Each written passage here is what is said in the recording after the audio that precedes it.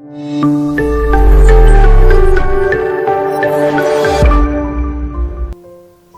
sejahtera bagi kita semua. Shalom. Dari studio Gereja Masihi Advent hari ke-7 daerah Conference Minahasa dalam program Bertumbuh dalam Kasih-Nya. Kita akan mempelajari pelajaran sekolah Sabat. Pelajaran yang pertama di triwulan yang ketiga. Tetapi sebelum kita mempelajarinya, mari kita satu di dalam doa. Tuhan Bapa kekal yang ada di sorga, kami membutuhkan kuasa Roh Kudus boleh ada di setiap hati dan pikiran kami, agar ketika kami mempelajarinya dapat kami mengerti, bahkan kami boleh alami dalam hidup kami. Di dalam nama Yesus kami berdoa, amin. Saudara-saudara, pastikan bahwa kita belajar sekolah Sabat dari hari ke hari, dan kita akan mendiskusikan pelajaran sekolah Sabat di setiap UKSS yang ada di jemaat masing-masing. Saudara-saudara, topik pelajaran yang pertama di triwulan yang ketiga ini adalah penindasan, latar belakang dan kelahiran Musa. Ayat tema terdapat dalam Perjanjian Lama dalam kitab Keluaran pasal 2 ayat 23 sampai ayat 25, berkata seperti ini. Tetapi orang Israel masih mengeluh karena perbudakan, dan mereka berseru-seru sehingga teriak mereka minta tolong karena perbudakan itu sampai kepada Allah. Allah mendengar mereka mengerang, lalu mengingat kepada perjanjiannya dengan Abraham, Ishak dan Yakub. Maka Allah melihat orang Israel itu dan Allah memperhatikan mereka. Saudara-saudara, kitab Keluaran memulai ceritanya dengan sebuah keluarga kecil yang menetap di Mesir dengan persetujuan Firaun. Tiba-tiba dalam situasinya berubah menjadi budak yang dipaksa bekerja untuk tuan atau bangsa Mesir pada saat itu. Nah, situasinya semakin parah di tengah penderitaan. Kesetiaan dua wanita, Sipra dan seorang wanita sahabatnya bersinar seperti halnya sinar harapan yang Tuhan berikan kepada umatnya. Anak cantik yang diselamatkan dari sungai Nil adalah Musa. Nah, kita akan belajar pelajaran sekolah Sabat. Bagaimana peristiwa-peristiwa yang terjadi umat Tuhan yang ada di Mesir. Kita melihat bagaimana dari Abraham sampai kepada Musa, kemenangan, kesetiaan putra sungai Nil. Bahkan kita melihat pengirim yang gagal. Nah, saudara-saudara, dalam ringkasan pelajaran sekolah Sabat ini kita melihat bagaimana umat Allah di Mesir. Kita melihat dalam penjelasan Keluaran pasal 1 ayat 1. Di sana dikatakan inilah nama-nama anak-anak Israel yang pergi ke Mesir bersama Yakub masing-masing dengan keluarganya. Buku kedua Musa disebut Keluaran dalam bahasa Latin karena pokok bahasanya. Namun dalam bahasa Ibrani dikenal sebagai Shemot, ya, dengan kata-kata pembukaannya. Dalam Keluaran 1 ayat 1. Nama-nama ini adalah nama-nama Yakub dan anak-anaknya. Sekelompok kecil yang terdiri dari 70 orang.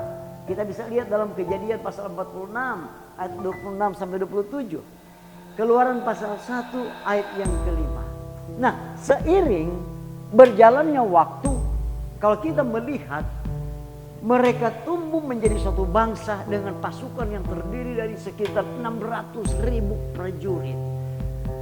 Putra Yakub, Yusuf, adalah seorang menteri Firaun dinasti ke-17 dari Hyksos. Bukan orang Mesir. Ketika Hyksos dikalahkan, dinasti baru dimulai di Mesir yang tidak mengenal Yusuf. Hal ini membawa Israel ke dalam situasi yang sulit. Namun di akhir kitab Keluaran situasinya berubah total. Israel beribadah dengan bebas di hadapan hadirat Allah. Ajaran kitab ini jelas, Allah memegang kendali.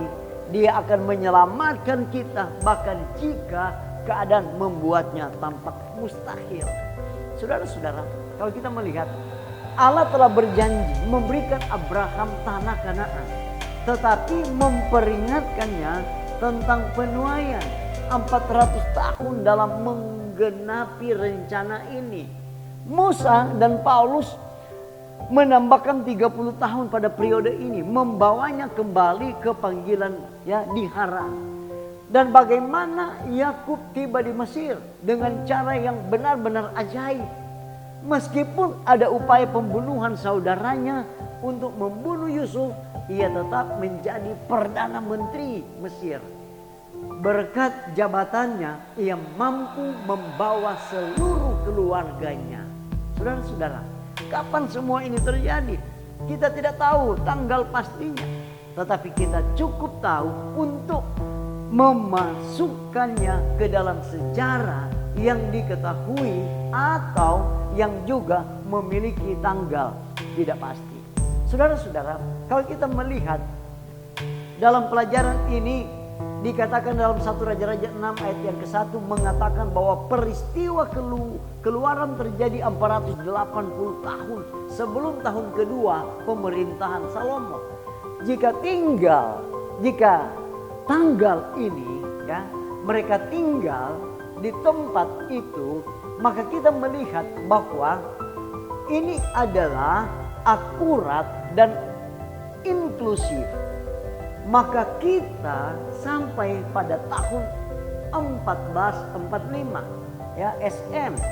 Jika kita menganggap ini sebagai angka bulat dan memperhitungkan kematian Firaun, peristiwa keluaran terjadi pada tahun 1450 SM. Dengan data ini kita dapat menentukan beberapa momen dalam kehidupan Musa. Saudara-saudara, kalau kita melihat di tengah penderitaan ini, kesetiaan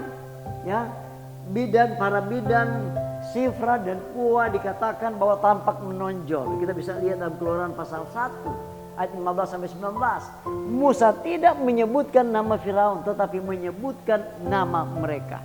Kitab ini juga mencatat untuk pembelajaran kita bagaimana Allah memberkati mereka karena kesetiaan mereka. Saudara-saudara, kita melihat dalam pelajaran ini dikatakan bahwa Tuhan punya rencana khusus untuknya. Seorang ibu mengambil resiko, seorang wanita muda tergerak, seorang anak berbicara dapat hikmat dan penyelamat. Masa depan diselamatkan dari kematian. Kita tidak mengetahui nama yang diberikan oleh orang tuanya, namun kita mengetahui nama yang diberikan oleh ibu angkatnya, Putri Firaun, penyakit yang bisa dikatakan dalam Happy Moses, dalam dikenal dengan putra Dewa Nil. Namun dia hanya menyebut dirinya putra. Saudara-saudara, dalam kesempatan ini ibunya memanfaatkan waktu beberapa tahun yang ia miliki untuk merawat dan membesarkan Musa.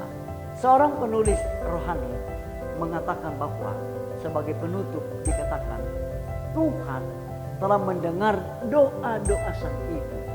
Imannya telah diganja dengan rasa syukur yang mendalam. Ia memulai tugasnya yang sekarang aman dan bahagia. Ia dengan setia memanfaatkan kesempatannya untuk mendidik anaknya bagi Tuhan. Semua ini dibuatnya lebih tekun, hati-hati dalam mendidik anaknya daripada dalam mendidik anak-anak yang lain. Ia berusaha untuk menanamkan rasa takut akan Tuhan dan cinta akan kebenaran dan keadilan dalam benak anaknya, dan dengan sungguh-sungguh berdoa kepada Tuhan. Saudara-saudara, pelajaran yang pertama ini sangat luar biasa. Kita mempelajari latar belakang dan kelahiran Musa. Pastikan kita belajar sekolah Sabat dari hari ke hari, dan kita akan mendiskusikan pelajaran sekolah Sabat di setiap UKSS yang ada di jemaat. Kita akan tutup pelajaran ini. Mari kita satu dalam doa. Tuhan Bapa di sorga, terima kasih kami telah mempelajari pelajaran yang sangat indah dan luar biasa. Pelajaran yang pertama tentang bagaimana latar belakang dan kelahiran Musa. Biarlah ini boleh menjadi satu kekuatan iman bagi kami, di mana dalam keadaan bagaimanapun kehidupan kami, penderitaan apapun, ujian apapun, tetapi ketika kami datang bergantung kepada Tuhan, maka ada jalan keluar, ada jalan yang terbaik yang Tuhan akan berikan kepada kita. Terima kasih Tuhan lewat pelajaran ini. Di dalam nama Yesus kami berdoa. Amin.